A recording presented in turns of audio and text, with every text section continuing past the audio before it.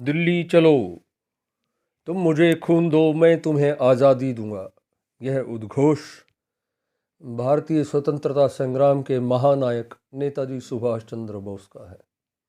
बात देश की आज़ादी की हो और नेताजी सुभाष चंद्र बोस का नाम ना लिया जाए, यह संभव ही नहीं, अर्थात असंभव है। इस वीर सपूत की कीमत आज़ाद भारतवासी कभी भी नहीं चुका सकते। नेताजी सुभाष चंद्र बोस आज उनके जन्मदिन की 125वीं जयंती पूरा देश आज मना रहा है, धूमधाम से खुशी खुशी मना रहा है। 23 जनवरी 1897 को कड़क उड़ीसा में पिता जानकीनाथ बोस और माता प्रभाती देवी के गोदी से उनका जन्म हुआ। आरंभ से ही यह सेनानी क्रांतिकारी था। शोषित वर्ग का अन्याय देखा नहीं जाता था।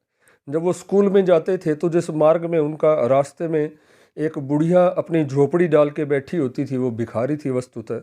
अपने घर से रोटी लेके जाते थे लंच की, और 2 रोटी रोज सुबह जाते हुए वो बूढ़ी भिखारिन को दे देते थे। तो जिस व्यक्ति के भाव ऐसे हों जिससे दूसरों का दुख दर्द ना देखा जाए, ऐसे थे हमारे नेताजी सुभाष चंद्र बोस।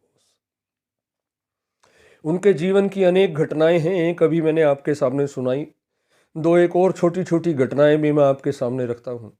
बाद में बड़े हुए, कॉलेज में जाने लगे। कॉलेज में जाते थे तो बस में जाते थे, उनको किराया मिलता था। रास्ते में एक भिखारी और मिलता था, बुजुर्ग भिखारी, जो उसका किराया होता था बस का, वो रोज मांझी पिताजी से लेते थे, लेकिन उस बूढ़े भिखारी को वो किराया दे देते थे और खुद पैदल ही जाते थे। यानी इस प्रकार जो किराए के पैसे मिलते थे वो उस भिखारी को वो दे देते थे। देखिए उनके बचपन में किस प्रकार त्याग कूट कूट कर भरा हुआ। जब वो प्रेसिडेंसी कॉलेज कलकत्ता में पढ़ते थे, एक वहाँ के अंग्रेज प्रोफेसर थे जो बात बात पे भारतीयों को लताड़ते थे, गाली देते थे, उनकी आलोचना करते थे, उन्हें हर कदम पर नीचा दिखाने का प्रयास करते थे। और नेताजी सुभाष चंद्र बोस से उनकी आलोचना, भारत देश भारत माँ की आलोचना सहन नहीं, और उन्होंने उसको पीट दिया तो उनको कॉलेज से निकाल दिया गया। फलस्वरूप कॉलेज में हड़ताल हो गई। और इस प्रकार की यह घटना आपको बताती है कि उस आरंभ से ही किस प्रकार के क्रांतिकारी रहे कि उनसे अन्याय देखा ही नहीं जाता था। जब वो उनके पिताजी को राय बहादुर का खिताब मिला था, बड़े प्रसिद्ध वकील थे उनके पिताजी, लेकिन अंग्रेज़ों के दमन चक्र के विरोध में उनके पिताजी ने भी राय बहादुर का खिताब भी लौटा दिया था। तो आप देखिए, जन्म से ही उनके भीतर कूट कूट के देशभक्ति के संस्कार भरे थे। उनके माँ पिताजी चाहते थे वो भारतीय प्रशासनिक सेवा की तैयारी करें। माँ पिताजी का मन रखने के लिए विदेश गए। जब विदेश गए उससे कुछ समय पूर्व अंग्रेज़ों ने उसके नियम कठिन बना दिए थे कि कोई भी भारतीय उसमें भाग ना ले सके, लेकिन आपने ज़बरदस्त तैयारी करी और पूरे विश्व में उस परीक्षा में चौथा स्थान हासिल किया। जब जो भी चौथा स्थान हासिल करता है तो उसका इंटरव्यू होता है, उनसे इंटरव्यू लिया गया। जब वो इंटरव्यू देने गए तो अंग्रेज अधिकारी उनकी आलोचना कर रहे थे, मजाक उड़ा रहे थे। उन्होंने कहा, एक प्रश्न तुमसे पूछना है, जो पंखा इस कमरे में चल रहा है बताओ इसकी पंखुड़ियाँ कितनी हैं? तुम बता ही नहीं सकोगे, तुम भारतीयों के बस का ही नहीं है। उन्हें बड़े धैर्य से काम लेते हुए कहा, यदि ये प्रश्न मैंने सही बता दिया तो आप और कोई प्रश्न मुझसे नहीं पूछेंगे। और उन्होंने खड़े हुए पंखा बंद किया, पंखुड़ी गिन के बताई 4, और इस प्रकार उन्होंने अपने वाक पटुता से अंग्रेज अधिकारियों जो इंटरव्यू ले रहे थे उनको चुप कर दिया। तो यह उनका कौशल था। बाद में उन्होंने आज़ाद हिंद फौज नाम की एक सेना बनाई, और जिसके तहत द्वितीय विश्व युद्ध के जो सैनिक दूसरे देशों में जेलों में बंद थे उनको छुड़ाया और गठन किया। उसका नारा दिया था उन्होंने, जय हिंद। एक बार की घटना है, आज़ाद हिंद फौज की मैस में भोजन बनता था और वहाँ पे मांस भी बनता था। हिंदू और मुस्लिम भी उनके सैनिक थे, और उनके बीच एक बड़ा भारी विवाद हो गया। नेताजी ने अपनी कुशलता से उसको टाल दिया। मांस पर था, हिंदू कहते थे गाय का मांस ना बने और मुस्लिम कहते थे कि यहाँ पर सूअर का मांस ना बने। विवाद बहुत दूर तक बढ़ गया, तो नेताजी ने उसको शांत कर दिया, ना गाय का मांस बनेगा ना सूअर का मांस बनेगा। और इस प्रकार उन्होंने एक दूरदर्शिता से, सूझबूझ से संघर्ष टाल दिया।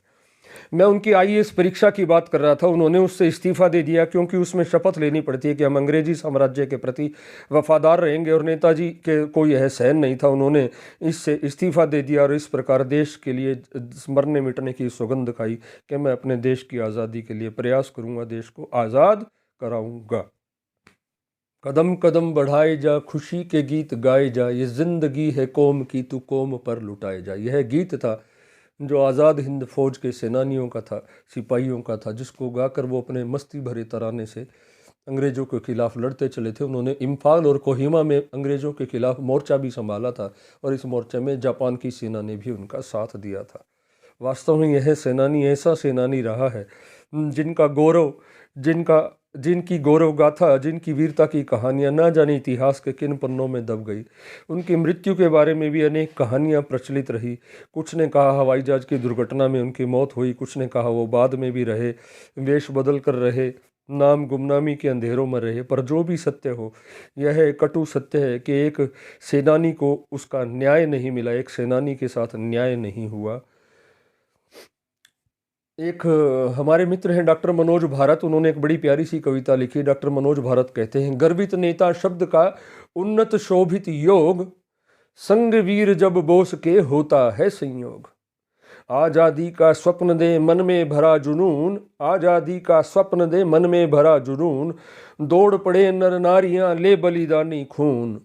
अग्रदूत हो क्रांति के उज्जवल कीर्ति ललाम, वीर तुम्हें इस राष्ट्र के शत शत कोटि प्रणाम, शत शत कोटि प्रणाम। जय हिंद, चलो दिल्ली, कदम कदम बढ़ाए जा, खुशी के गीत गाए जाए, जिंदगी है कौम की तू कौम पर लुटाए जा। जय हिंद।